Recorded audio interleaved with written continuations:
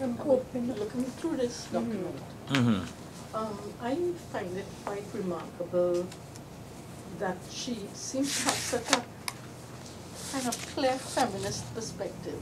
Absolutely. And I'm wondering where it comes from. I mean, was she linked with any organizations in England or any movements?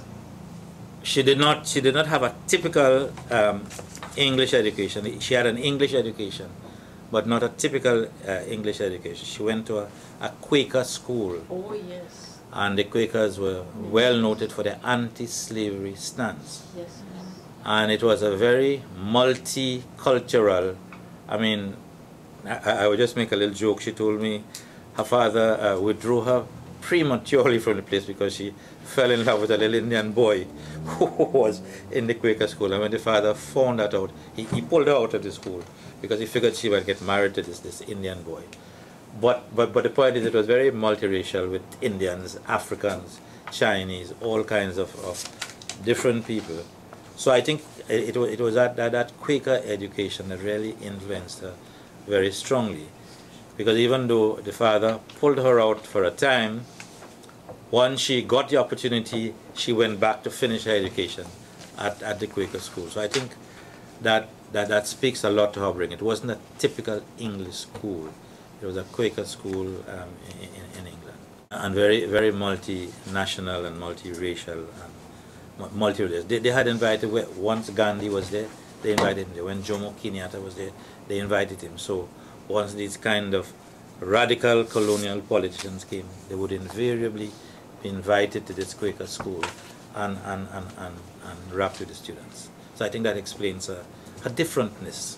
I wanted to pose another question to you, which, because I know you wanted it to open a conversation, so I'm starting a conversation here that I think we need to have about documents like this. And while on the one hand, and I've now caught sight of this, but I know, and I didn't realize that she was the one who influenced the two women on the Moyne Commission report. And, yeah, absolutely. Can you remind us of their names again? One was Dame Blacklock and Crawley or something. Yeah. Yeah, there were two women, and if people haven't read those, I see parts of this reflected in their comments. So clearly she was sensitizing them. But when this was being typed out from the office, it was a disturbing document based on how her reading of and the prejudices of the time. And in a sense, the question I'm raising now: how do we read against the grain of those prejudices when it is upsetting for the users of these documents at this point? Because you're creating her as a feminist, as a mover or somebody who's predated feminism in a way. But her very comments then upsets. For instance, when she talks about, and I'm going to be very open because I think we need to confront these things as we look at historical documents. When she talks about the Negro, for example, is entirely and loosened, he's become, no, that wasn't the worst one though, if anybody's been reading that. And she sets up this notion of she's reading the history and being informed by history and the sense of the time. Despite her Quakerness, she still repeats these mantras that we've learned about all of the races and all of the, and how. Well, see, that was the history that was being written at that time. I know, but how do you place, how do we read that? How do we come to it now and read beyond it and take her on still without people starting to read it? And I'm saying this based on purely from someone who started to type it and say she was upset by it. Yeah, and I think we need to confront that as a part of how we deal with our reclaiming of history on the one hand, but reading against the grain. In that sense, she was very much a victim of the prejudice of her time. I don't think she understood that fully. Because one of the things that I find was coming out all the time is despite these prejudices, her concern, her continuous concern for women, particularly working class women, and trade unionists and being influential in government, she ensured that money was given to things like the coterie. That is why Audrey Jeffers sort of clung to her, because here was a person in authority who could swing things in my direction. What was Audrey Jeffers' ethnicity? She was black. Black. She was black. Yeah. So they were very close together, and yet she writes these very odd things. Yeah. Yeah, she I'm, was very I'm close to black challenging people. how. But she writes Yeah. very praiseworthily of Audrey Jeffers herself. You know, she's a great admirer of Audrey Jeffers. And she says that Audrey Jeffers studied abroad, which means in England, which means that Audrey Jeffers was a civilized person, having studied in England during the war. Audrey Jeffers was there in the war. So Audrey Jeffers returns and creates this coterie of social workers so that Mrs. Nankivell, as I suppose the other English people would find, despite her blackness, she was English, you know, very English. There's another passage in it that is also contradictory, and I'm really just skimmed it. When she talks about the woman she met at the Point Fort in the oil fields, if anyone has a copy of it.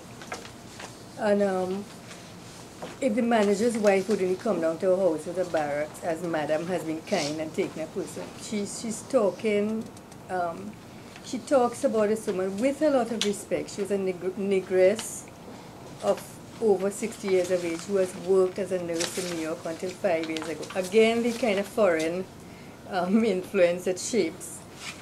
And I think, I don't know what others in the room, but I think I'm trying to grapple with this business of how you, within the time, how those prejudices reigned, and how even people involved were themselves victims of it.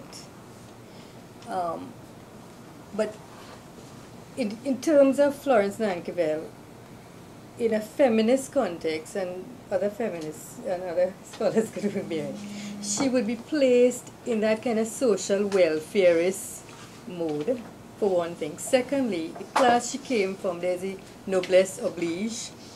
So she's actually wearing many different hats, as it were, and that contradiction comes out. So in terms of deconstructing a document like this, or others that we will come And we have to also look at the colonized West Indian mind. The colonized West Indian mind. West Indians were not at that time thinking, you know, independently. They felt themselves very English. Lloyd Best says Afro-Saxon and Indo-Saxon. That's the person you are dealing with, not an independent West Indian. So that's the mind. So they look up to her as to all the expatriates in the society, as the real owners of the society. But they say now, here's one of those owners who's a little bit exceptional.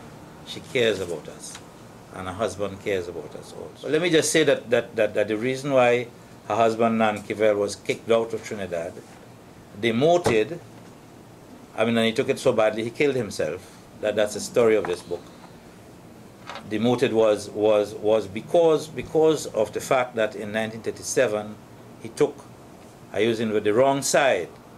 He said these African and Indian people are working hard for so. You all in oil and sugar making real endless money. And he cites the figures to show, and you're not giving them even a little tuppence. They're outside in huts and sheds, and you're living in gated communities. So, and that's what cost him his job, and that's what cost him his life. And here's Florence, who is wife to such a radical Englishman. So the whole colonial establishment, were totally shocked that here is the colonial secretary going in the house, the legislature, and saying these Africans and Indians should get more money. He mad or what? So they took after him. And part of the sad joke, Fletcher, the governor, took Nankivell's position. And when no governor would see Butler, Fletcher invited Butler to, and he said very nice things about Butler. Butler is a romantic. So all of us, or many of us. So he said so in the parliament, and who told him to say so? He was, 59, very strong. very healthy. And the Secretary of State said, you are very unwell. You're very ill. And I have arranged for you to get a medic. He said, no, ill? Me? I walking around Queen's Park Savannah. Every man, I ill? And he said, well, if you're not ill, I'm afraid you won't get your pension once you are retired. This is Fletcher. Fletcher, the governor, he say, when you retire, which I'm demanding, but if you don't say you are ill, I'm afraid, right, in a kind of left hand, I'm afraid you may not thing. You must remember that line. You are very... Yeah, so that, and the man spent the rest, so they forced him to resign. Wrongly, they instructed the doctor to give him medical, and he was protesting all the time that he's strong and healthy. He said, no, you're very sick. So he was forced to resign, and he spent the rest of his life, in retirement, writing, knowing the letters, trying to vindicate himself. Nankivell was not forced to resign, but he's demoted on transfer, less money, and so on, and he kills himself in the winter of 1938, en route from Cyprus to France. And the colonial office insists that the man, let me tell you, at 11 a.m. in the morning, he opens a door, and they say he opened the wrong door to go to the toilet at 11 in the morning. If it's 11 in the night, they say he had a few, and he might be drunk. Not 11 in the morning when he opens a door, just when another train is coming in the opposite direction. You understand? And he tried to stop that train.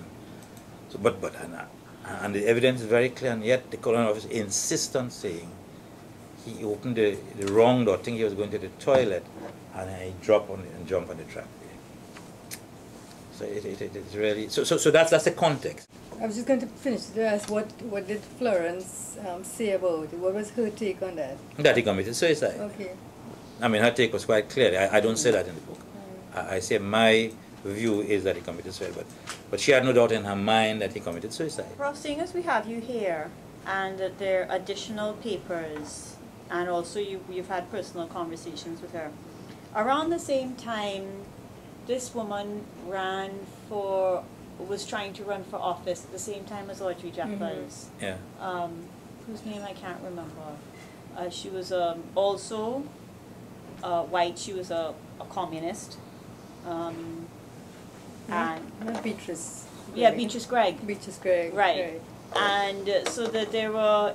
I'm just asking because there were other colonial women in the society of radical bent.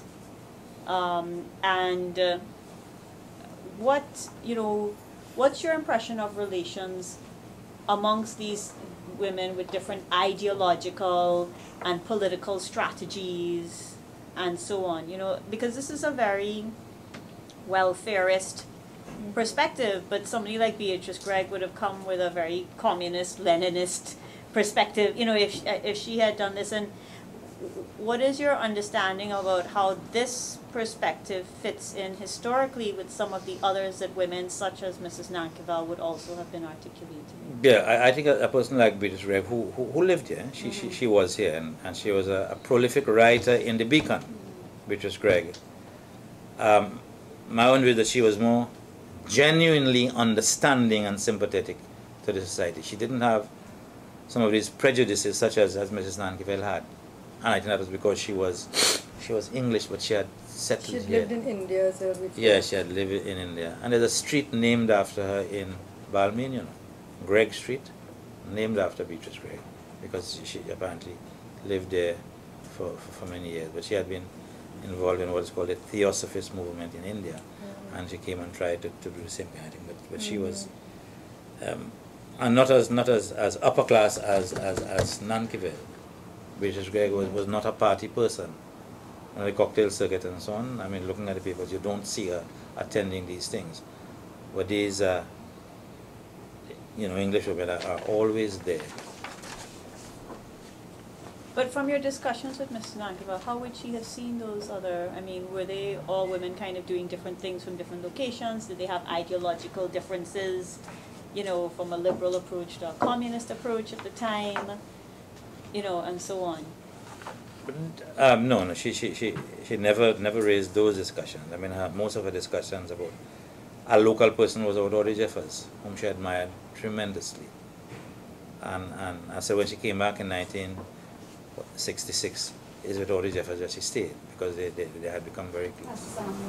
In looking at the document, one of the things that struck me was the fact that Mrs. Nankivell moved around Trinidad quite a bit, and I kept wondering if that was normal, quote-unquote normal, for the wives of these officials. No. Very intimate. That must have been a difficult process to negotiate so many different places, but you seem to be aware of different spaces. When she went to Mayaro, she didn't go through the forest, through the forest of Valencia, which it was. They would take the boat and go around and go in the Harris cottage.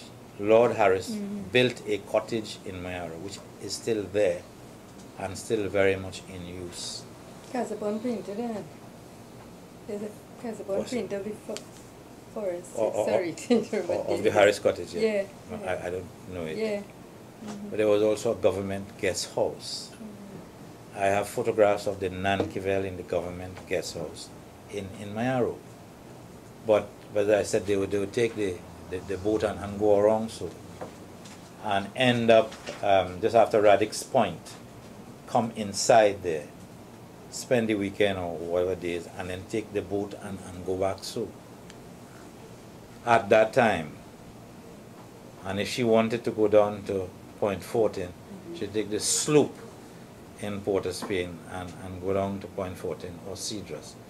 It was not always land travel, but quite often, But she traveled a lot. And Nankivell himself was all over the place. Mrs. Nankivell was the person who founded the Tourist Authority in Trinidad. And one of the reminiscences she has, that when she came back in 1966, a woman who had been working there for years, but who had been appointed by Mrs. Nankivell, was there to talk to her and thank her for having given her that employment. And she wrote a little pamphlet about the flora and fauna of Trinidad and Tobago, which she translated into Dutch, and well, she wrote it in English and then translated it into Dutch, so that the Dutch people could also read it. Are there comparable people in other colonies? I mean, was this a trend in colonial period? No, I don't think so. I don't find too many comparable people like that in other colonies, and that's why I think she was exceptional. You don't find that kind of attitude among British women in India, for example, or in Mauritius, or in Ceylon, and that's why I think, for all her warts, she was exceptional. But like this Danish woman, the out of Africa woman, this sounds a bit like that kind of, as you say, welfareist approach. Danish had an interesting difference in the colonial establishment. I found that in reading. I recently read another book by a Danish woman, and they actually have a very different relationship, say, as opposed to the Belgians and the English and French. Much more welfareist in that sense. So I don't know how she compares. No, she wasn't Danish. She was I know. Yeah, she wasn't, but she was Dutch. Yeah, she was Dutch. Yeah. My question was kind of similar to hers, in the sense that I'm wondering whether there were also other women around the time who kind of displayed similar kind of awareness of the issues of rights of subordination of women. Because one of the things I was thinking is something from the contemporary times, which is that more often than not we see, like if you take, say for example, Iraq war or Afghanistan war, this kind of aggressions are often justified on the ground of women's subordination in those countries. In other words, white men saving brown women from brown men.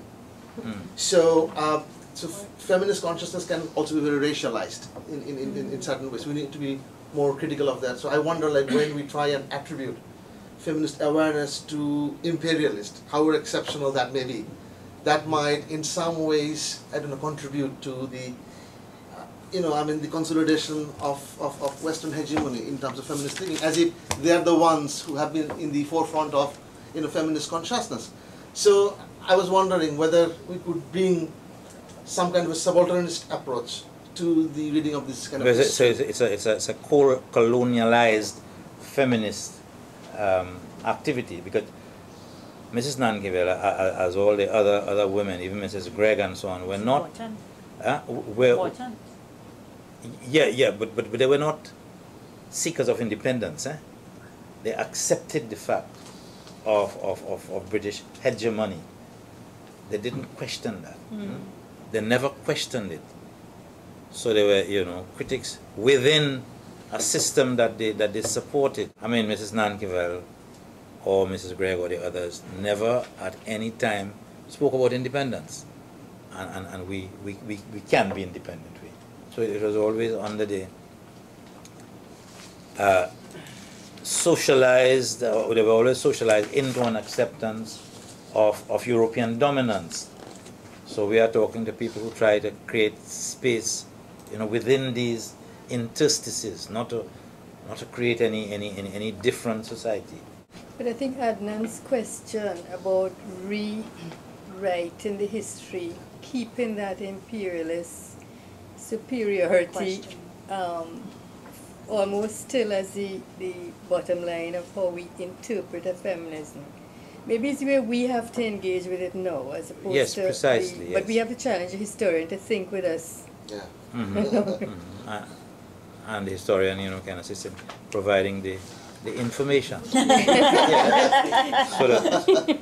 because I have so many of these letters of this Nankivell, and I'd like to give them to somebody who would interrogate them. And I'm not about that at this time, about that kind of interrogation, but I look at it and I ask myself all kinds of questions, and I would like somebody here to be looking at those Mrs. Nankivell's documents, like the speeches that she gave. She always had them written beforehand and so on. There are many reports in the newspapers about her lectures. I've cited a lot of them here in the book. So you go back to the Trinidad Guardian, for example, or the Police, and you see a lot of what she is saying, and that is what I think deserves interrogation. I was thinking maybe the way you have to look at it is through the lens that you applied to your thesis as negotiations, as feminist negotiations with the system, trying to find ways through the system. No, just to finish the point, I think it is a kind of dilemma you're faced with while you want to create the heroines of the past. You have to do it in the context of being able to, as you put it, look at the warts and not make apologies for the warts, but still challenge their why they couldn't see beyond it. It's a problem of imposing a gender consciousness on the past that didn't exist all the time. And I think we are constantly faced with that. So, but as somebody who is pulling these documents out for us to look at as a historian, we also want to urge you to look at it with our eyes. And to come back to Nyla's thought about gender negotiations, I saw when you look at the way in which Audrey Jeffers was negotiating her passage through the system, knowing that Nankivell would help her because she was in that position. That's the way in which they were dealing with the system, and we've always had to do that, and it persists. It remains as a comment. So the fact that she was Quaker and she was doing it because she had a sympathy is also the other kind of sort of platform on which it was being negotiated. Which is quite different from other expatriate women in the society. And I think that is what struck me most of all. That the others I write here, they just want to go to a cocktail party, to go with gloves and cut a ribbon and so on, to be as an adornment to the husband when he goes to Naprima Girls High School to give a lecture or something. The women, always they're smiling and so on. Except, Prof, it seems like if you look at the Mortons, at the Beatrice Greggs, and at the Nankivells, there's there's multiple kinds of white women in the society and prominent white women who clearly knew of each other, who were operating and overlapping but different circles, which is interesting because they either used the spaces they were in, whether it's religion or whatever, for their civilizing mission, or their access to governor power as part of their fundraising for their civilizing mission, or, you know, their communist Leninist leanings, or so on. But I suppose what would be interesting would to place her in the context of what was going on. I know you think she's exceptional, but there were a number of exceptional women at the time also interacting also with local exceptional women. That it would, I mean, if you look at Halima's thesis on these Muslim women who were giving speeches in the 1930s, you know, who seemed to be off in a corner of wherever in their Muslim organization.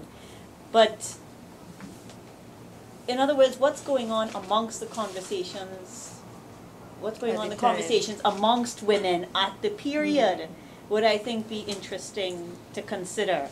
Because women were being very, not just Audrey Jeffers, the Muslim women giving speeches were stepping out of line, and so on and so forth. I think that's what he's saying, that we have to do that job now that he's dug out this. We have to say, how do we not create her as the exception within a space of non-exceptional? After Prof responds, Cheryl. Yeah, please. Yeah, no, I'm saying also you should look at something like the East Indian Weekly, which has a lot of debate about women. And one of the fellows who writes about it all the time, I'm smiling because I just burst out laughing when I read, is Sipasad Naipol, who talks about Bobism, this girl bobbing the hair and so on. But there's a lot of discussion on the role of women in the society in the pages of the East Indian Weekly and the Beacon, and the web Beatrice Gregg and a number of others. And there are some young women who try their hand at creative writing, and it's there in the Beacon. So I'm saying there's to my mind an enormous amount of material that's there to be dug out and added to, you know, your way of seeing. As I was reading it, and you have to forgive me because it's not an in-depth read, I'm bringing the lens of social work. And I'm recognizing that there, for me, so many contradictions. I imagine contradictions in even how she presents and in her context. Because within it, I'm seeing that she's making a comment about inequality. And it comes through quite strongly that in the 1950s, whenever it's written, she's talking about inequality. But then she goes on to show us how there was a racialized and somewhat post-colonial shaping of social work practice at that time. And I'm using my social work lens. So for, you know, so there was a post-colonial shaping of social work practice. So whereas you're looking at inequalities and coming from a different kind of lens, the conflict kind of lens, while there was the identification of the issues that needed to be addressed, for the most part, the recommendations that were placed here was a framework that reinforced the structural inequality. And so for me, it's a quite interesting contradiction because social work academia has really separated from the historical, and it shows where there is a space to return to the historical to see what's happening now and to see how this shaping has influenced the practice that we have now. But there's also a somewhat parallel discourse that is happening in social work that focuses on critical issues and structural social work, and how we tend to pathologize individuals or groups of people. And we recognize that there are structural inequalities, but we try to fix these people to fit into the same structural inequality. I like this conversation. I like this because it shows us those contradictions.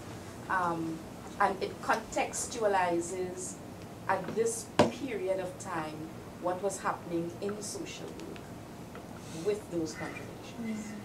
And if you want to, if you want to go to get the details of social conditions and social work and so on, go and look on the evidence of the Moyne Commission. There are a lot of Trinidadians who went there and spoke, and there is an abundance of the then contemporary information. But, you know, we've read, but not read in a way that we deconstruct what's happening. So maybe the space of gender, history, and social work needs to be revisited and integrated. I think Deborah wants to add to that conversation. We talk about the lens, and for me when you speak, I think about the lens that we use to look back. Yeah. But when I see the recommendations, the questions for working women, for me, you're really talking of, you're still having that conversation in 2015. That's what struck me. So that's what struck me in terms of her recommendations around women, working women. You know, we now have a daycare. Training center for domestic workers. Exactly. So, I mean, I'm thinking too, do we abandoning this pre-colonial understanding? How have we brought ourselves to the lens we can use? I'm just, there are a number of things that are jumping around in my head. And in terms of how have disciplines have interfaced with the challenges that are, they are persistent challenges of society. So, I mean, I'm just saying, yes, Charlotte, I think there are a number of things that pop out. The question is, have we changed? If so, how much? And I would say very little. I think we are still caught up in that colonial mold, and too many of us are trapped by it and can't get out of it, can't get out of the box. You know, and I think we should look at that and ask ourselves, how can we now get out of the box? Are we still in that box? You know? I just want to, kind of build on that and wonder whether it is also possible to kind of rework the tools instead of kind of getting rid of that. Because, I mean, in a way, we're always interstitial. This is what I'm saying. I mean, in terms of how we think. You know, one of the schools of thoughts that I draw on is critical regionality. In other words, this idea that regions are always kind of constructed, you know, at the interstice of different kinds of encounters, you know, colonial, post-colonial. So that element has always been there. Of course, there is an inequality of influence, for example, with one party often, you know, becoming hegemonic in terms of its influence. Like even if you look at globalization, you know, it's not really even. But is it about then really getting rid of the I don't know, the toolkits completely just because it is Western or Eurocentric, or is it about kind of reworking it, you know, like the post-colonial feminists are talking about, some of them, like Gayatri talked about Spivak, and then also, you know, many other people. So I just wonder, I mean, you know, whether, is it about really like, you know, us versus them, or? This is like talk radio today, this piece. Right? It has all of the concerns, the social concerns, and all of the racialized biases. But that's what struck me, is that, I mean, people are talking like this still. Identifying personality characteristics for different races and so on. They just changed Negro now to African, but it's saying that you have to confront it. What is this legacy that somehow started somewhere, and we have not got rid of ourselves, and you know, and where did it spring from? Who created these mythologies and who created these narratives? And then we bought into it ourselves. And I think that the kinds of question that this raises for me is a lot more than simply looking at, and it's very feminist lens, but more than looking at the what she's created for women and feminism, but also that deconstructed along many lines. But I like the point that both Cheryl and this is a conversation that also involves them clearly, that Cheryl and Deborah have raised, and I want to pull that question back to Prof to think out with us. What is the first thing it raises in your head is the value of historicizing disciplines and understanding the value of that. So I want to say, one, I want to ask, what is the value of historicizing our disciplines, where we have not done so sufficiently? But if we do it, what is this value within the academy? and outside of the academy, who is it of value to? And the third thing is, I want to place that in the context of, if this is, we say we have remained the same and we don't learn from history, is this the same story repeated in every nation? Is it that the people who then learn to control, as we know America does, the British have done during colonialism, is that they have had the capacity to look at their history and look at their evolutions of thought and ideas and in fact move out of it? Because I think that is what differentiates us. You know, we look at, we understand, but then how do you work on it? And we know that one of the ways the British, as far as I could understand colonialism, one of the ways they controlled was by making use of that data, making use of the history, making use and of devising policy out of that Exactly. information that they had. We don't seek the information, so how are you going to devise? So you will be talking to people in your ministry. You know, most of them are quite antediluvian. You will be talking to them and say, but they're going back and doing just what they were doing before. And that is because of a kind of intellectual laziness. You know, I have just opened up 150 years of sugar archives in this country, which was never done. I talk in U.W.I, I talk in U.T.T, I talk in the public. Please come, do women and not what? Yeah, good man, you contact your man. But it is more than a year I telling people. I talk to my medical friends. There are such excellent medical records we have. Yeah. But the place remains open. It remains totally vacant, even though we have the facilities. But so there's a general lassitude and you know, unwillingness to engage in the mind, expanding the mind. Our library here has such excellent material on the Caribbean. I don't think there's any other collection that is as good as our West Indian collection. Well, you go there and if you see 2 people, you see plenty, you know. Go on Saturday, the thing opens at 10 o'clock. Well, I am very happy there because the girls like this. There's only one person we're having every day, so I don't have to go and look for this. I just give them and they get it because they're so amazed that somebody. But that's not good. We should be ashamed of that. The place should be crowded there. You all, I mean, people like you all should be coming and using the sugar archives. Excellent. I mean, don't talk about film and pictures and don't talk about documents. We've done so many interviews, all of those that about no users, man. And that is why we shall always be hewers of wood and drawers of water. I see, no Trinidad didn't draw no water. Well, even that you ain't doing that. You go wastewater. But actually, we have a Ph.D. student here who's looking at social policy and also understand. I mean, documents like this are very important for historicizing its racialization. The social policy has always had, since the Moyne Commission, has had a very explicit kind of approach that still informs the approach of it today, right? But not enough, say, feminist work that looks at the gender ideologies, but also at the racialization, you know, and the way that those remained,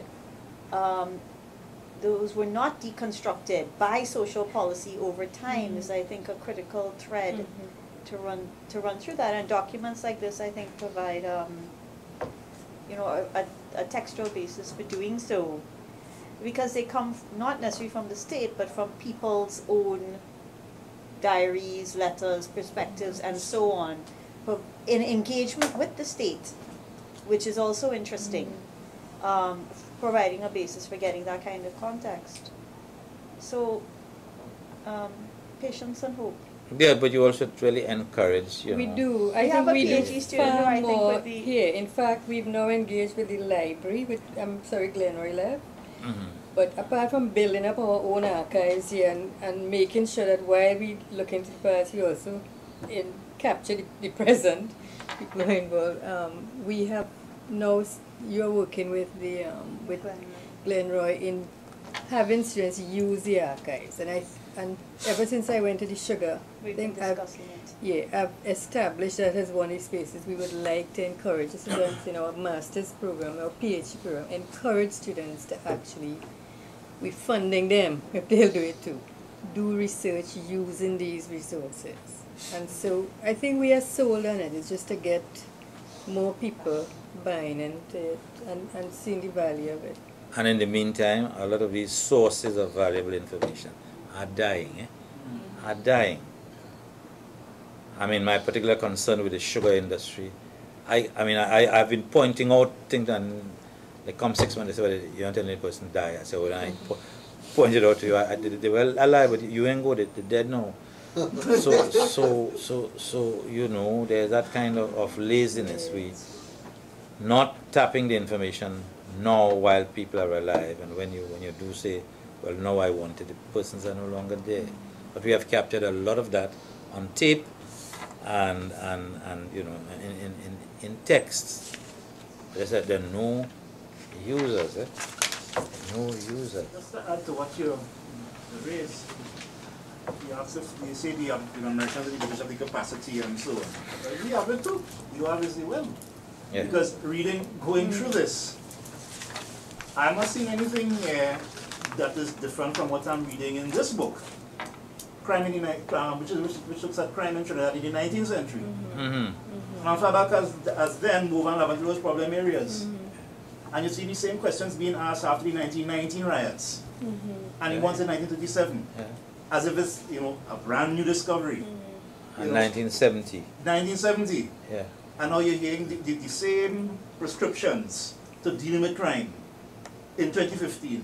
The same thing you're hearing in 37. And the same views that she's expressing, which were the racist views of the time from since the 19th century, the early social scientists and so on, who were justifying British expansionism. And it's clear that there's a disconnect, at least to me, there's a disconnect between people like Nankivell. For all her commendable thing, there's a disconnect between what they desire and what they consider as social development and progress, and the people who are of African and Indian descent at the ground level, and their ideas, you know. Marcus Garvey was around the same time. Yeah. So it's interesting. Because you're seeing here, she says that, you know, the Negro is a childlike and so on, and all these ideas and so on. But when you're going through books like these and so on, when you're going through the works by Melville Herskovitz, okay? The myth of the Negro past. Correct. I have, Peter was a fisherman, I have it on my laptop here. Of all that music, I use that to put for a presentation on Calypso a couple of weeks ago in our primary school. And it is clear that they had certain ideas, and nobody, just like now, nobody bothered to check the people in B-term, nobody bothered to check the people in our stuff. Exactly what do you want, and how do you, what ideas do you have? Then it's talked, it's spoken down to them. And it's a competing of spaces. The elites have one idea, everybody else have a different idea. Nobody twain shall meet, because nobody's talking to anybody. And we are not facing up to that as yet. So we can't be going on in the same tiresome dance. Because a lot of people simply don't want to address or challenge their comfort zones, particularly when it comes down to giving up some of the ideas of power and privilege and so on. No one's know why that is not happening just as yet. Well, you've answered it. Why we invested in keeping those discourses similar and maintaining them about, you know, women and men, ethnic differences. It divides and rules. Just shortly, I was thinking like, even though we could investigate her social consciousness, I think also worthy of investigation is how is it like a practice of elites at that point in time. So our lens is looking at the resistance, right, as if it disrupts, right, an elite seem to kind of sympathize, or as you put your concerns, to groups outside of ourselves. But then when we start to look at the identities and the idea of intersectionality, well, there's a kind of hierarchy with oppressions there, right? You know, so you have the Africans, Indians, and Venezuelans, right? And what constitute the idea of Venezuelans, right? And how she understood the major groups and so on. And I think also we can understand, it make us further understand there were always elites who allied themselves to certain struggles, but in certain capacities, right? In a very strategic way. Why she use Audrey Jeffers as an individual, which is very similar to today with certain groups in the society, using key individuals in like the NGO movement as allies, and those NGO leaders having them as allies, right, for lobbying. So I think that it's not just to see the resistance of her being avant-garde, but also operating within her class, right, as people who care. Because, you know, like, so let's close it, like, if you're in a church and you care a lot, you think you're holy, right? If you're in a university and you write radical, you become a radical, right? Meaning that how is it, what context are we reading her as somebody more compassionate as a human being, and now we're reading her as a kind of exceptional person, when she might have just probably trying to get to heaven, I don't know, through a church, no, through your church, you might have just want to go to heaven, and you did some good things, and you thought slavery was bad, yeah. So you're in the chalk up Marx upstairs there. Or Marx is a Santa Claus. I think we've all raised an interesting set of dilemmas here. And I was thinking one of the things, as I was reading this, I was thinking, for the first question that I asked myself, this was the imported English, the imported foreign, who were in part of that elite now, who were doing things, right? The local French and the local English, as you said, were some of them, the important ones. A lot of women were putting on the gloves and going to tea parties. But I wondered about the role of the local French descendants and local English descendants in this, and where they were positioned at this time. And when I started to think about it, I thought, if we did a comparative study, and where I see this as being valuable is taking this and replicating it today, and seeing that class structure and who is doing what. That would be a very interesting reading against those people at that time were the comprador class, the agents, the local agents of imperialism, and that has not changed one bit in 2015.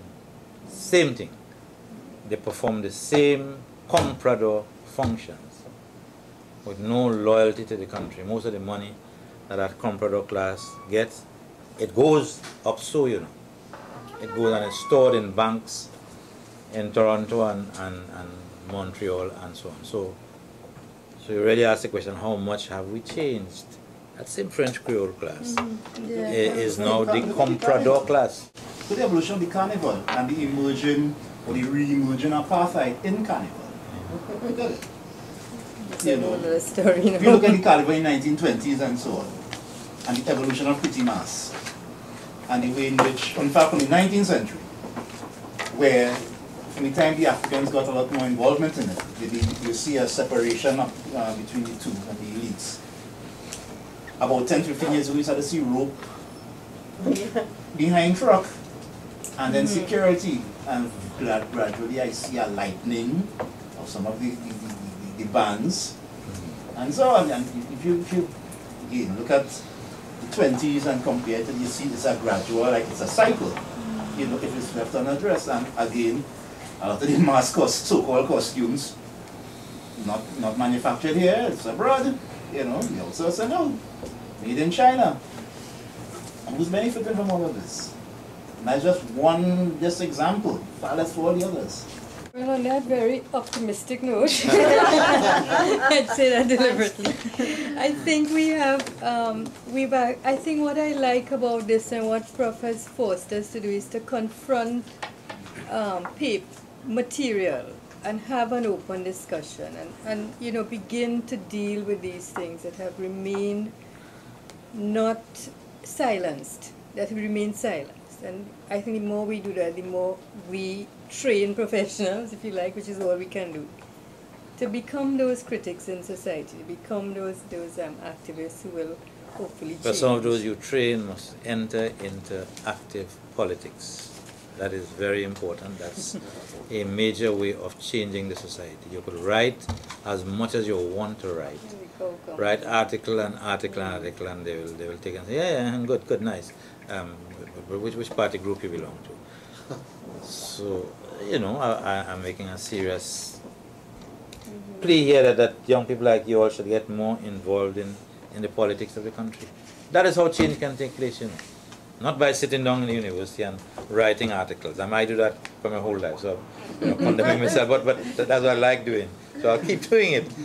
But you know, I think you all should become far more active. Like in 1970, this place, this very campus was a center of such enormous vibrancy. I think the best years of my life were spent with Granger and Dabo and those fellows, and all over the place. And that changed the society, eh? Mm-hmm. That changed the society. That was a significant change. Since then, there has been nothing like it. I was at the conference in 2010, and in some of those presentations, the only person who was a non-academic was me. Everybody was sitting down next to me after the break period on the table. I'm like, but what madness is this? Where are these schools? What conference? The 40th anniversary of 1970. I don't know about that. Yeah. Yeah. There are people from the sociology department didn't know where the damn conference is. Well, of course, I mean, those papers are now published, eh? There's a book called Black Power in the Caribbean, edited by Kate Quinn, published by the University of Florida Press. A lot of those very papers are now there, and I would recommend that you should have a look at them. There's some useful analysis. Okay. All right. Well, sorry. No, I was just going to say that Prof. Samaroo, we want to thank you for bringing these papers to our notice, for doing the kind of grave digging work that has to be done, and that we know you are committed to, and spending time in the archives that we haven't done. And we really appreciate it as a group of people who use your work. And to hope that this session, thank everyone for participation, to hope that it has been valuable and useful in terms of pointing directions, looking at material, raising new questions. And we certainly want to engage you again with the next time you want to come and speak on anything. On Bhikni. On Bhikni, right.